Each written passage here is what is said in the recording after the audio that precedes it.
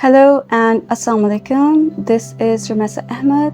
I have trained to be a therapist from the BACP, that's the British Association for Counseling and Psychotherapy. I have also worked as a social worker and case manager for communities that subscribe to gender, sexual, or relationship diversity. Most noticeably, that includes the transgender community or Khoja Siraz. One of the things that I have personally observed and also initially experienced as a mental health practitioner and social worker was my personal religious and cultural positioning and how that intersected and affected my ability to serve the community. And it's okay, it's very natural.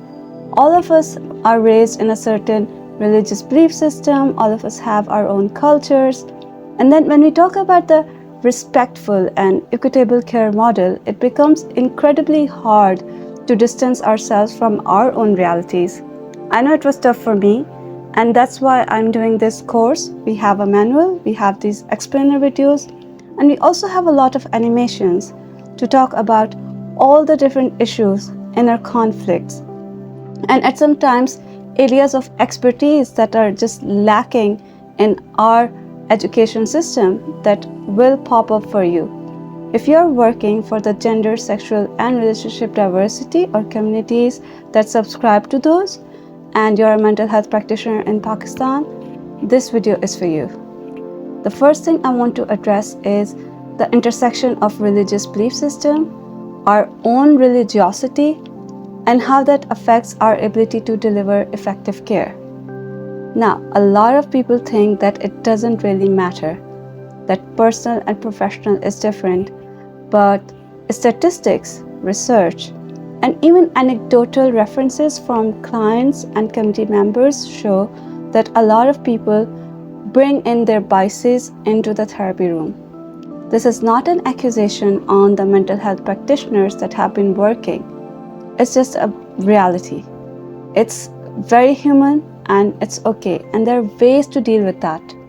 The first step, especially if you're working with a community and you think this is something that might come up for you, your own religious positioning and how that affects your ability to provide respectful and equitable care, the first thing you have to ask yourself is whether your religion, your religious belief, your sect, your practices are a personal choice or a political identity.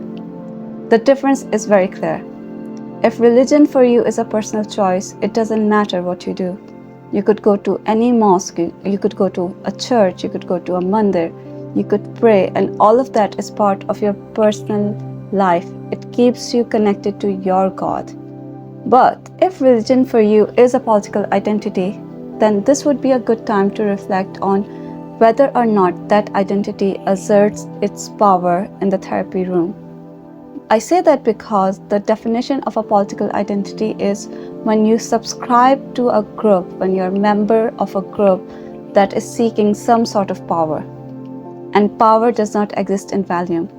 In the therapy room, if you hold more power, and if you think your religious belief system has more value, then whether it's conscious or subconscious, it will come and the client will feel as if they are being judged or as if they are being excluded from care.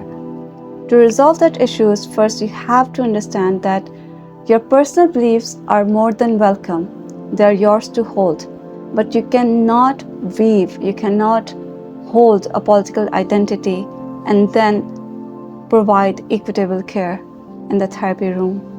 It just doesn't work that way. It's the same as if you belong to a political party, then the agendas that you have, then all the work that you do, it will be geared towards some sort of control or power, and that is not the purpose of the therapy room. The other question is, what's been your experience, observation, and personalized view on spiritual violence?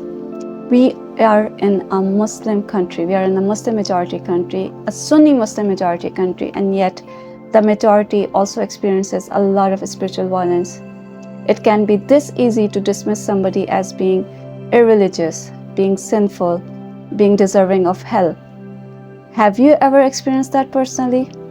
If you have, you might be able to relate to your clients and your patients. But at the same time, did you work through all of that grief? Did you work through all of that spiritual violence committed against you? If you haven't, you might not be able to pick it up or address it in a way that is really required for the GSRD. The third question is, what is your understanding of God consciousness? I'd say this for the purposes of this video, but it can be applied to any religion. The Islamic Shahada starts with La ilaha illallah. There is no God but Allah. One way that can be interpreted is that everything else is interchangeable. Today, if I am the teacher, I could be the student the next day. If I am from a certain class, that could change the next day. Our age, our circumstances, our affiliations, our work, all of this evolves, but what remains is God consciousness. And that is something that the clients often seek. Everybody wants to be rooted or grounded or connected to a higher being, to a higher power. If you have clients that come to you that say, I believe in Allah, or I believe in a creator, but I believe that creator has forsaken me, that is negative self-talk. And as their therapist and as a mental health practitioner, it becomes your duty to affirm that everybody has equal rights, equal access, and nobody is bereft from the mercy of Allah if that's what they believe in, that they are not any less than. And this God consciousness and affirmation of God consciousness is so important. It's going to be so important in your work because they're already facing a lot of ostracization and a lot of marginalization. They don't feel like they belong. So they are going to be coming at you with a lot of negative self-talk. And as a therapist, it becomes part of the process to make them feel included.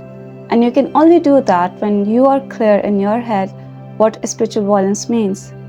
That religion cannot be used as a political identity, and to affirm the God consciousness of your clients, even if they don't believe in any God, whatever their belief systems are, they're valid, and so are yours.